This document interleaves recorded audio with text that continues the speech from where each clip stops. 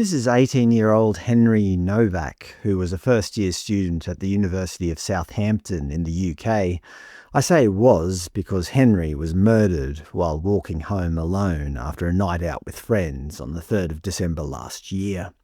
His murderer is this man, 23-year-old Vickrum Digwa.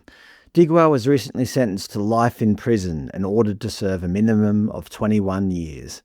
As some of you have pointed out, the ABC here in Australia seemingly ignored this story initially. A silence, I presume, is due to the obvious racial undertones of the case. But credit where credit is due, they finally published an article today titled "Starmer Condemns Henry Nowak's Death as Police Response Sparks Southampton Race Protests." Interestingly, they chose to categorise this piece not under standard designations like crime or courts, but rather under the banner of race relations. It seems when a white British national is murdered by a non-white perpetrator, our ABC decides the story is no longer about a brutal homicide, it belongs in the identity politics folder. The article focuses far more on the fallout of this horrible crime than the crime itself. They show plenty of pictures of protesters clashing with police.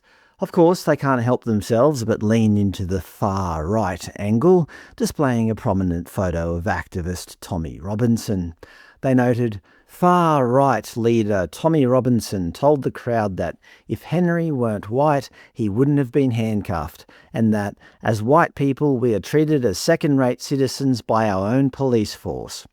Of course, The Guardian couldn't help themselves either, running the headline, "Starmer urges calm as far-right seeks to exploit Henry Nowak murder." Well, I'll let you be the judge of that based on what actually happened. While Henry Nowak was walking home on that fateful night, he encountered Vickrum Digwa. Words were exchanged, and Digwa proceeded to stab the unarmed 18-year-old 5 times. He used a 21-centimetre dagger, a weapon Digwa claimed he was legally allowed to carry under UK religious exemption laws for ceremonial Sikh knives. Henry fled over a fence, desperately calling out to neighbours that he had been stabbed. When the police arrived, they encountered Digwa, who spun a malicious lie. He told officers that Henry was drunk, had launched a racist attack, punched him in the eye, and ripped his turban off. None of it was true. It has since been proven that while Henry had been out drinking with his football team, he was entirely under the legal drink-driving limit. Yet the police believed the perpetrator. Officers pulled a mortally wounded Henry out from behind a car along the gravel. They forced his hands behind his back and slapped handcuffs on him under suspicion of assault. As his lungs actively filled with blood, Henry repeatedly told the officers he couldn't breathe and gasped that he had been stabbed. One of the police officers literally replied, "Don't think you have, mate."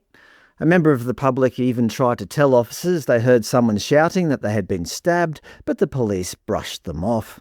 They were completely blinded by the narrative fed to them by the murderer, whose brother had backed up the lie during the initial emergency call.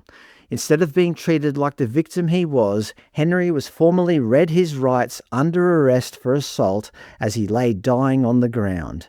That official police caution was the last thing he ever heard before losing consciousness. He died right there on the pavement. Meanwhile, his murderer, Vickrum Digwa, was afforded absolute decency. He was believed on the scene and wasn't handcuffed when he was eventually taken in. In court, Digwa even remarked that the police treated him incredibly well during his arrest, even allowing him into the station kitchen to pick out his own food.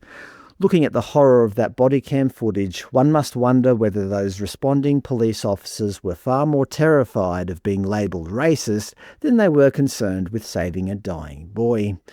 In the article, the ABC does mention the exemptions afforded to Sikhs to carry ceremonial daggers in the UK.